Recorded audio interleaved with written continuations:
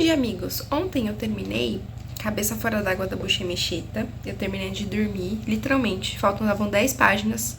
E eu não queria dormir, eu não ia dormir em paz se eu não terminasse o livro, então eu terminei. E aí aquele livro é uma biografia, eu vou falar dele mais pra frente. Mais adiante, que eu gostei muito.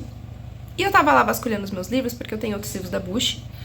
E ela fala de As Alegrias da Maternidade. É o último livro que ela fala antes de terminar essa autobiografia. E eu fui abrir o meu livro, né? Eu fui abrir meus livros dela, que eu tenho aqui. E do lado deles estava um livro específico. A Redoma de Vidro, da Silvia Plath. Esse livro eu comprei na Bienal de 2024, de São Paulo, né? Do ano passado.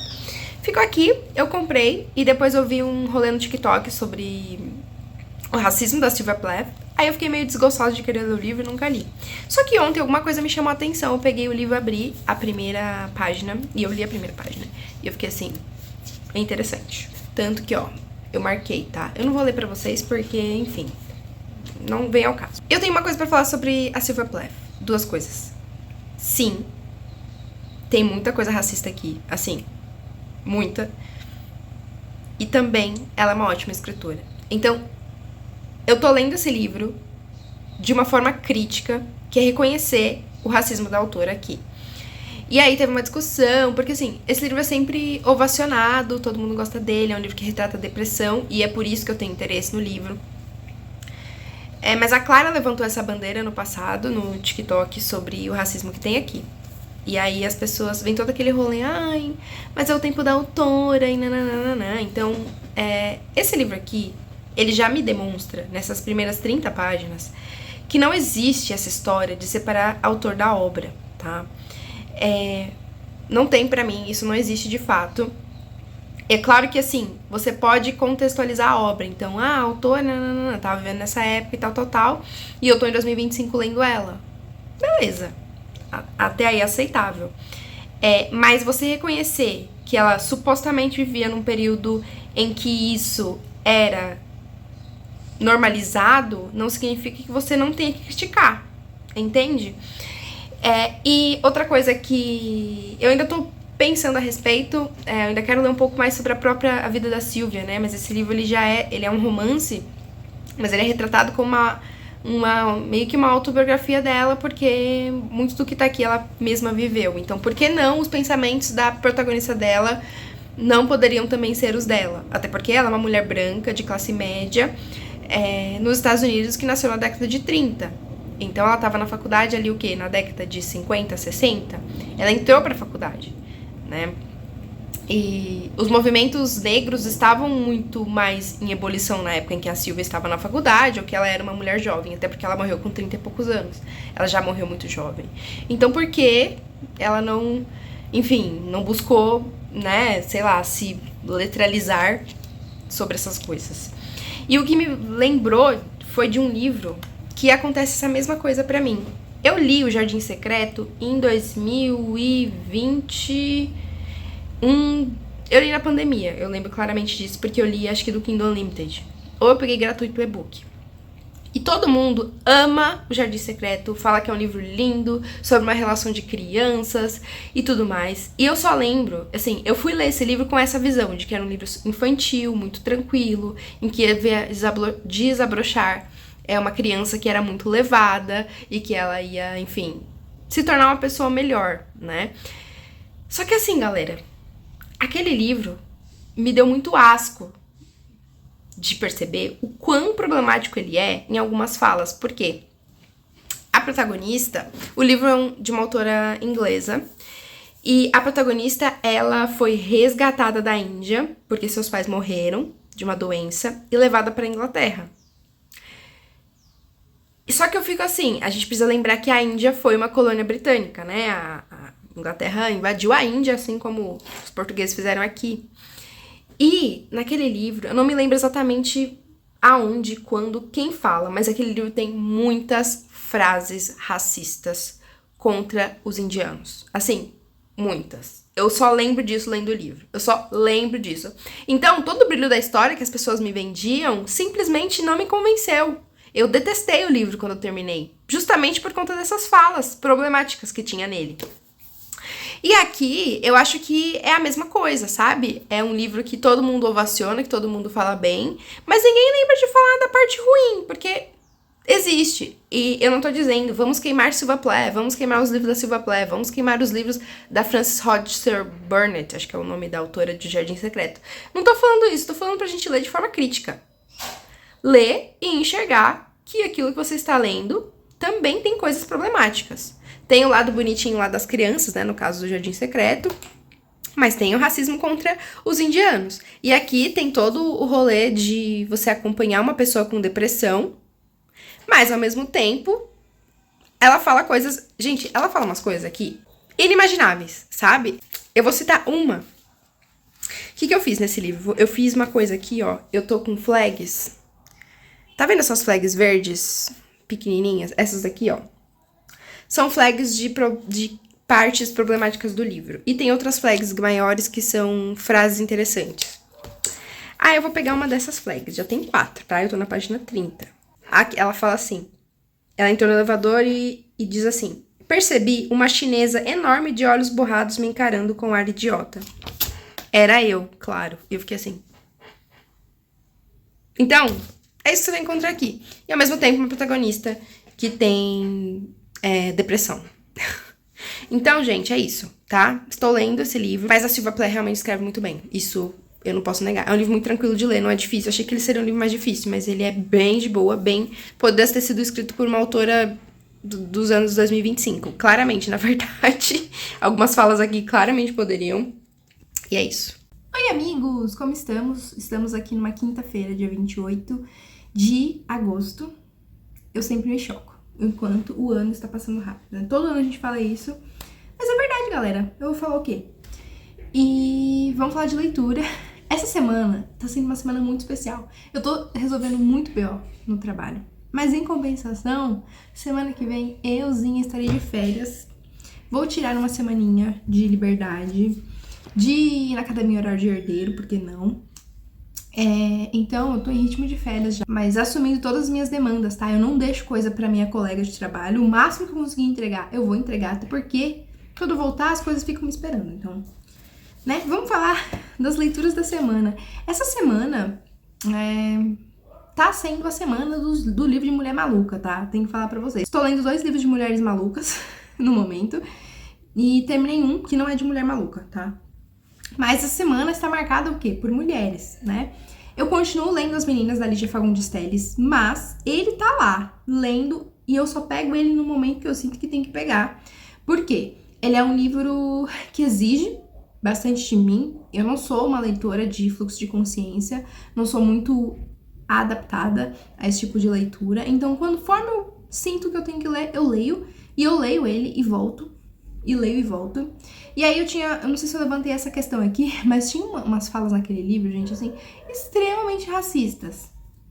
E eu fiquei assim, tá, isso aqui é uma posição da Lígia, ou é uma posição apenas da personagem. Eu finalmente entendi que é apenas uma posição da personagem e não da Lígia. Fiquei feliz, porque, né, é meio difícil, assim. Inclusive eu tive uma discussão sobre isso com o Matheus, mas depois a gente chega lá. Vamos falar da leitura que eu finalizei essa semana, que foi Cabeça Fora d'Água, da Bushi Emecheta. Assim, é um livro, eu adoro a Bushi, já falei aqui algumas vezes, e eu tava com tanta saudade de ler ela, porque acho que a última vez que eu li um livro dela foi o Preço de Noiva, que eu li em 2023, 22, não me lembro. E a Dublinense lançou a autobiografia da Bushi, e desde que lançou eu queria muito ler, mas assim, gente, esse livro custa muito caro. E ele chegou na minha biblioteca, fiquei muito feliz, e peguei sem pensar, tá? Não tava nem no meu radar ler esse livro esse ano, e eu adorei. A Dubli escolheu o momento perfeito para trazer esse livro pro Brasil, porque os livros que a autora cita aqui são todos os que já foram publicados aqui no Brasil, que é Cabeça Fora d'Água, As Alegrias da Maternidade, Cidadã de Segunda Classe, No Fundo do Poço. E são os livros que ela mais cita aqui. Ela cita alguns outros, aqui aparecem outros livros da própria Bushi no título original em inglês, porque a Dublinense ainda não traduziu. E, gente, é um livro para quem gosta da autora.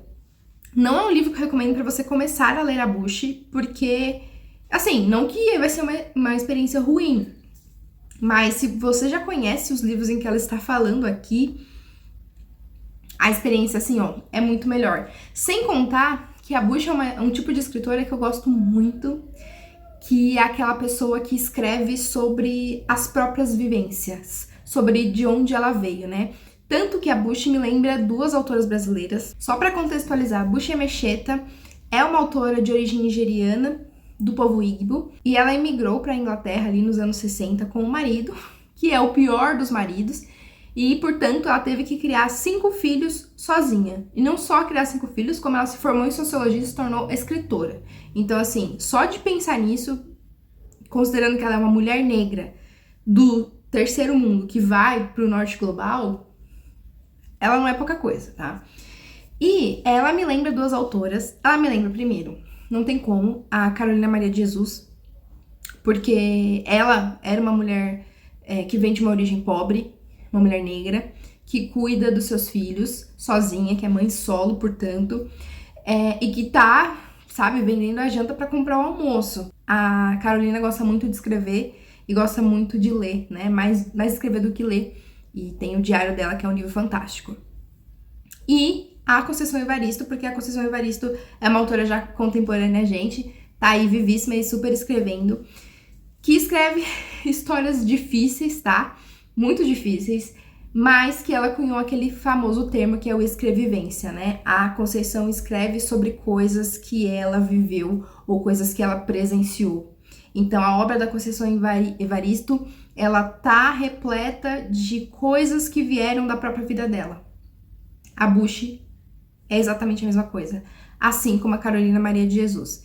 Então, dito isso, que bom que eu li, sabe? Eu gosto muito da Bush. A Bush é uma das minhas escritoras de origem africana favoritas. Não que eu tenha lido muitos autores, mas eu sempre tento. E eu amo As Alegrias da Maternidade, é um dos meus livros da vida. E aqui ela explica pra gente o contexto que ela escreveu aquele livro. Então, a filha dela, não é um spoiler porque é a vida da autora, a filha dela teve um momento que ela saiu de casa e resolveu morar com o pai. O pai que abandonou essa família, né? Que ele praticamente abortou os 5 filhos. E ela não entende porque a filha faz isso, sendo que ela foi a melhor mãe que ela pôde ser diante das condições que eles tinham. Ela sente que a filha é muito ingrata. Eu senti muito isso lendo As Alegrias da Maternidade. E foi a partir disso que ela escreveu As Alegrias da Maternidade no período em que a filha dela ficou fora de casa, na casa do pai. Ela escreveu o livro muito rápido, ela escreveu corrido, assim, de uma vez. Ela não parava pra fazer outra coisa, pra escrever outra coisa. Ela escreveu As Alegrias da Maternidade. E se ela não tivesse tido essa discussão com a filha, se a filha dela, Shedu, não tivesse sequer saído de casa, ela jamais teria escrito aquele livro que é maravilhoso, né? Inclusive, ela dedica esse livro, ela tinha dedicado aquele livro pra Shedu, a filha dela não gostou, ela trocou, dedicou pra todas as mães. Mas esse livro aqui, ela acaba dedicando à filha, porque essa autobiografia, ela é relativamente curta, porque ela foi publicada em 86, né? A filha dela tinha morrido há algum tempo, por isso que ela dedica a filha. Então a gente não vai acompanhar a vida inteira da Bush. Eu não sei se existe alguma biografia dela, eu espero que exista. Se existir, provavelmente não vai ter no Brasil tão cedo, aí a gente vai ter que dar uma procurada. Mas eu sinto que... Eu dei uma olhada na Amazon, gente, pesquisei a Bush, e eu não sinto que ela é uma autora muito... que ela foi descoberta por outros idiomas, sabe? Ela escreveu em inglês, né, que não é a língua materna dela. E eu não sei nem se ela é tão forte na própria Inglaterra, eu não sei, de fato. É um livro que é repleto de injustiças. Então, tem assim, gente, tem um gatilho para abuso contra a mulher horroroso. Assim, a Bush não fala como que acontece, óbvio, porque é uma biografia, não é um livro de certos autores aí. Ela não explicita essa violência, mas não deixa de ser uma violência. E parte de uma pessoa próxima dela, isso que é pior. Então, assim, é um livro ótimo de acompanhar. A escrita da Bush é muito fluida. Tiveram, sim, algumas partes que eu não entendi porque que ela quis falar, mas ela falou muito sobre a dificuldade de conseguir entrar na faculdade, a dificuldade de conseguir se manter na faculdade tendo 5 filhos pra criar, a dificuldade de conseguir um emprego, a dificuldade de conseguir subsídio do governo, a dificuldade de se tornar escritora, de publicar o seu primeiro livro, a dificuldade de se tornar relevante o suficiente para conseguir publicar o 3º livro, sendo uma mulher negra imigrante num país país como a Inglaterra, lá no século XX. Então, enfim, maravilhoso. Eu não tenho palavras para descrever o quanto essa escritora é admirável. E ontem eu tive uma discussão com o Matheus muito interessante, que é aquela história de que eu não separo o autor da obra. Eu acho que isso é uma discussão muito mais profunda, óbvio. O Matheus já é uma pessoa que separa.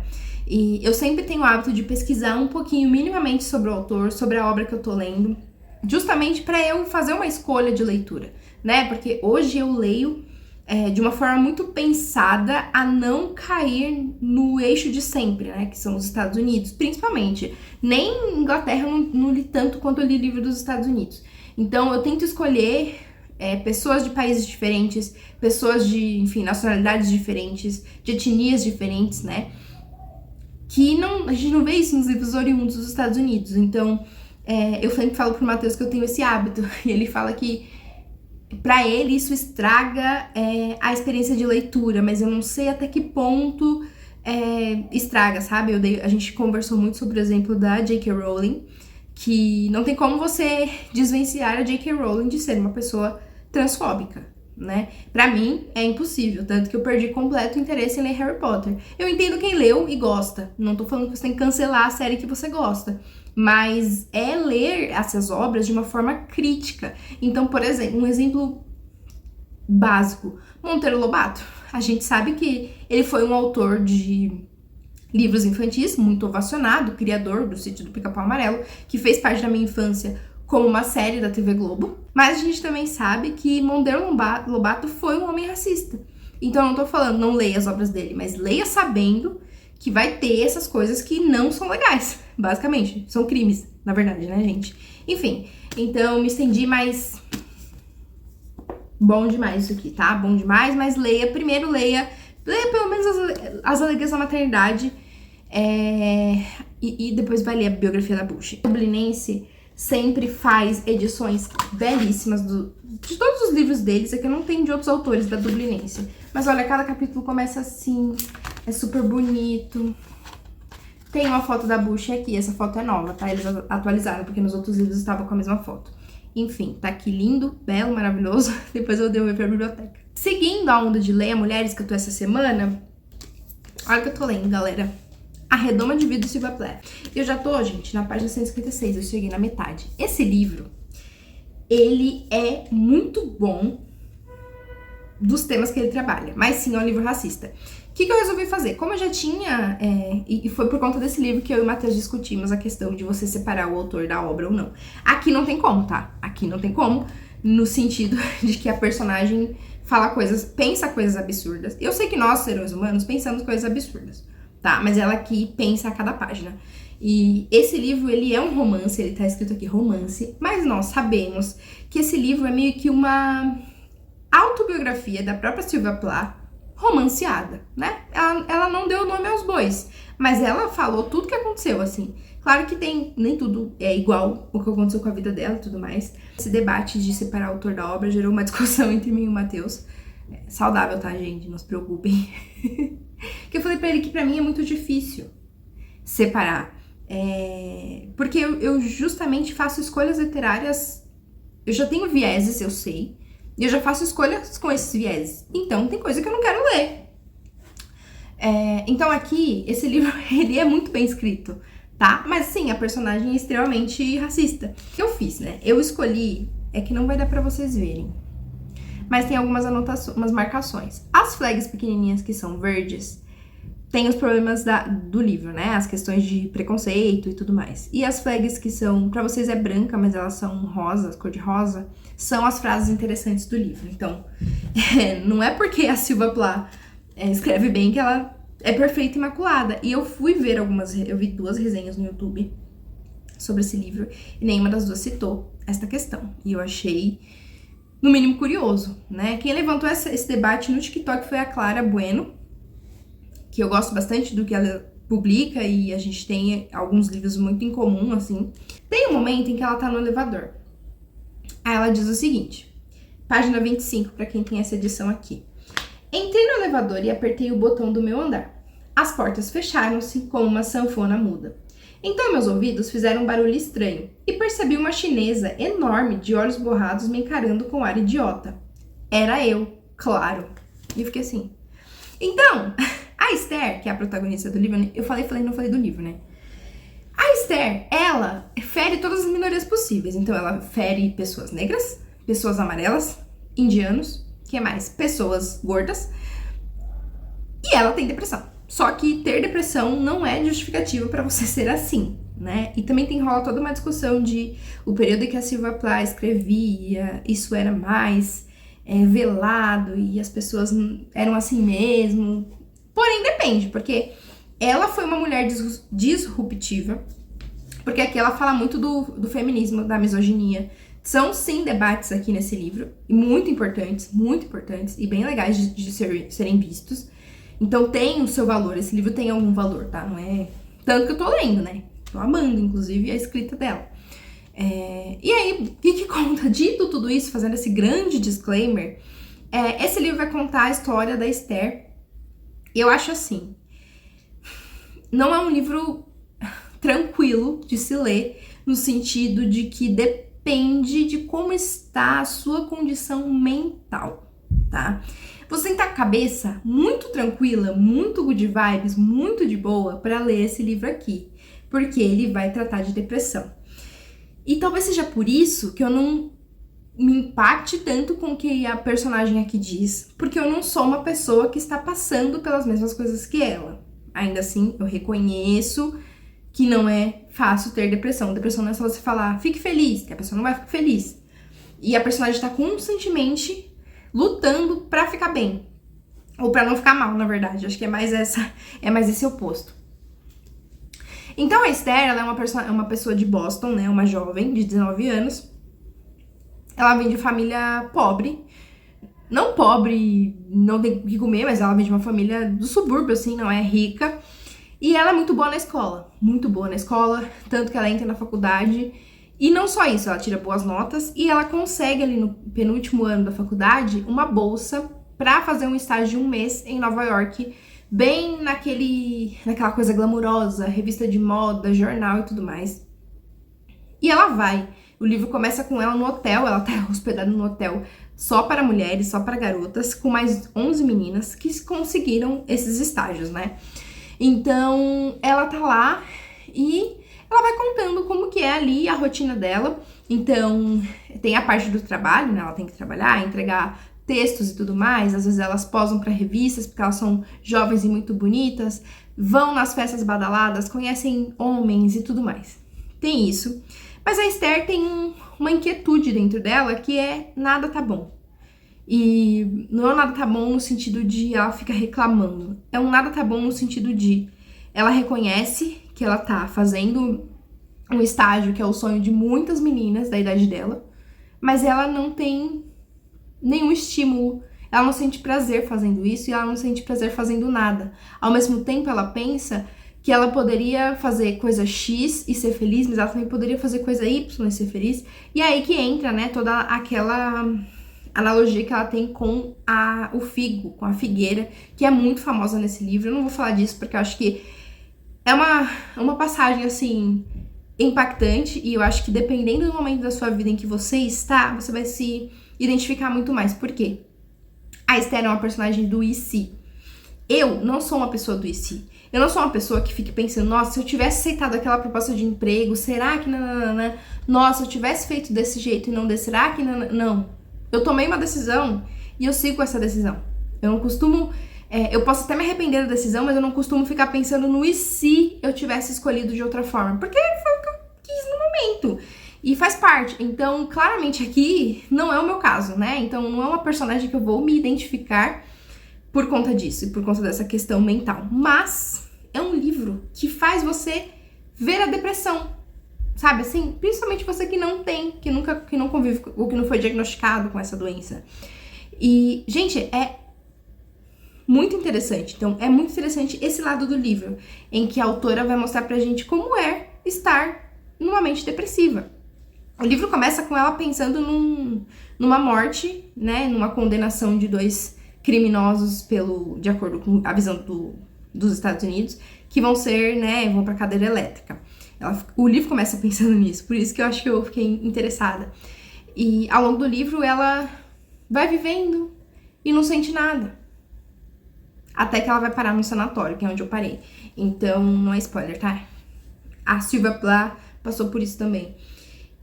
Então, o livro, assim, ele é direto ao ponto, tá? Ele me lembra um pouquinho do Apanhador no Campo de Centeio.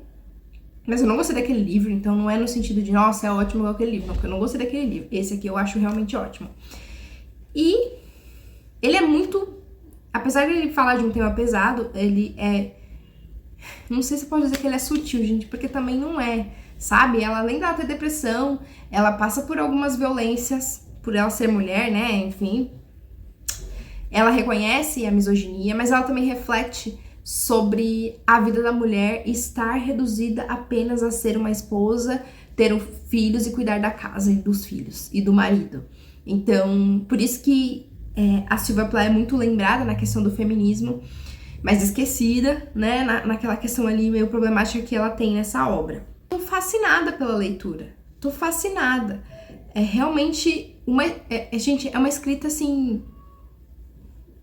Eu não acho que ela seja grandiosa, mas ela também não é pobre, sabe? Ela não é pobre. E como o livro é narrado pela personagem, e não só. Esse aqui é um livro de memórias da personagem. Porque o livro começa com ela, sei lá, indo dar o leite pro bebê. Aí ela lembra de quando ela foi pra Nova York, fez esse estágio. E ela vai contando pra gente como que vai se seguir. Então, é um livro que você tem que estar bem mentalmente para lê-lo. Se você tiver, vai. Se você não tiver, não recomendo. Dependendo dali do nível da sua condição, né? Enfim, mas não sou psicóloga, não tô aqui pra cagar regra pra ninguém, só pra dizer que tem esses pontos de atenção, tem esses gatilhos, mas é uma obra, cara, excelente, excelente nesse sentido. Com ressalvas, tá? Por favor, com muitas ressalvas. Oi, amigos, segunda-feira por aqui, dia de férias, e eu vou fazer minhas unhas daqui a pouco, mas eu vim mostrar pra vocês a minha obsessão literária do momento, porque nós mulheres que têm obsessões literárias. Eu estava programando para as minhas férias, na verdade, a minha uma unidade de semana de férias, pra dar um gás nas leituras em andamento. Então, Sacramentadora, O Tempo e o Vento, que é outro livro que foi uma obsessão literária de um tempo atrás. Mas aconteceu que, como eu falei, eu li A Redoma de Vida, eu já terminei, eu vou conversar com vocês sobre ele amanhã no próximo take. A partir desse livro, então, veio a minha obsessão literária, e esse livro causou o quê? Um esquema de pirâmide. Eu sei, geralmente a gente usa esquema de pirâmide para livros que são séries, e esse livro é um livro único, correto? Inclusive é o único romance da Sylvia Plath. Aí, na minha peripécia pelo YouTube, porque eu adoro pesquisar sobre os livros que eu leio, antes mesmo de falar com vocês, depende muito. Às vezes eu procuro antes de ler, às vezes eu procuro no início do livro, às vezes eu procuro no final. Enfim, eu sempre gosto de ouvir sobre o livro que eu tô lendo enquanto eu tô trabalhando ou fazendo alguma coisa. Aí eu vi um vídeo que eu não vou saber o nome, porque era um dos vídeos que eu estava escutando e não assistindo, enquanto eu lavava a louça, sei lá. Vou deixar aqui. E essa moça falou da analogia da figueira que tem aqui nesse livro, e ela citou 2 outros autores. Eu vou mostrar pra vocês. Como ela citou esses 2 outros autores, eu falei, nossa, acho que quero ler. Então, um deles é O Mito de Sísifo, do Camus. Eu tenho nessa edição de capa dura. Na verdade, isso aqui é do Matheus, tá? Namorem com pessoas que leem, porque aí eu roubei o livro dele e não precisei comprar. Outro livro, Memórias do Subsolo, do Dostoiévski. Esse aqui é do meu irmão, então, outro benefício. Meu irmão também tá lendo, começou essa leitura agora, e tem alguns livros que eu posso pegar emprestado dele. E o último, vocês estão vendo isso aqui? Na verdade, esse aqui nós compramos no sábado, o Matheus que me deu.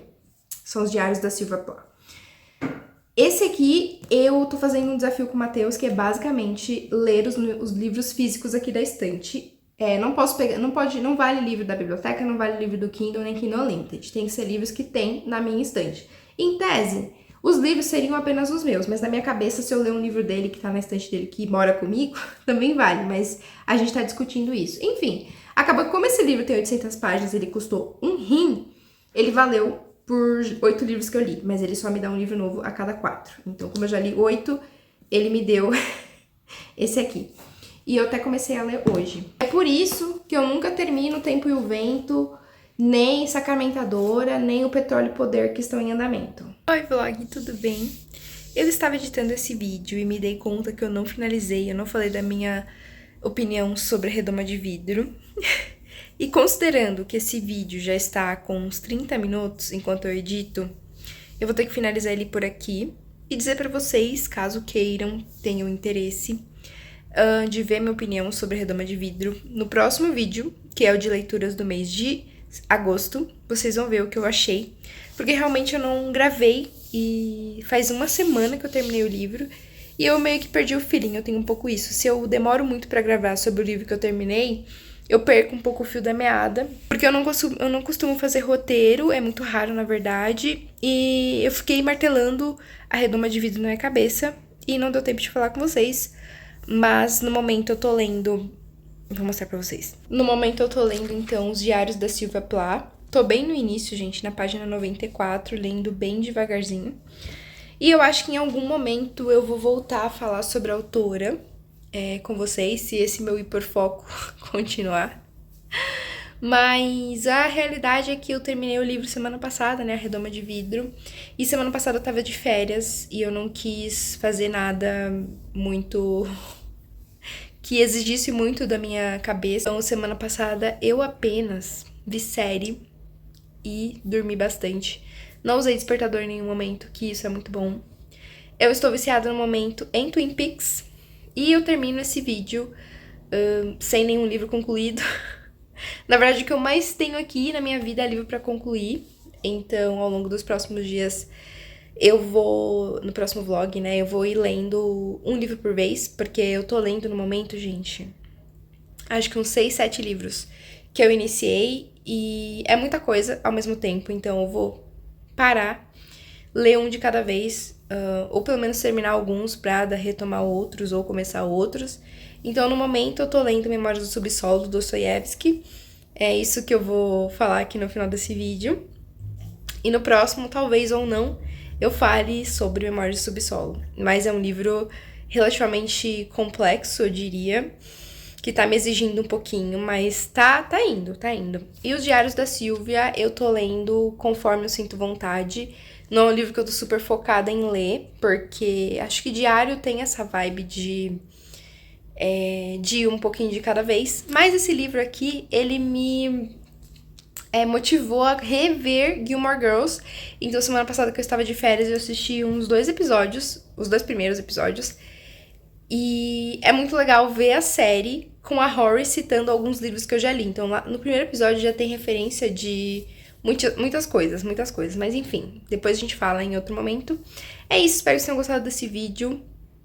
Eu sei que eu não concluí minhas leituras aqui, mas enfim, a vida acontece, eu precisei descansar e não consegui gravar. E ultimamente editar tem sido mais trabalhoso. Eu tenho tido menos vontade de editar porque eu queria gastar meu tempo lendo ou assistindo coisas, e aí eu fico postergando as edições. Mas é isso. A gente se vê no próximo vídeo, se inscreve no canal, deixa um comentário pra mim e até a próxima. Tchau!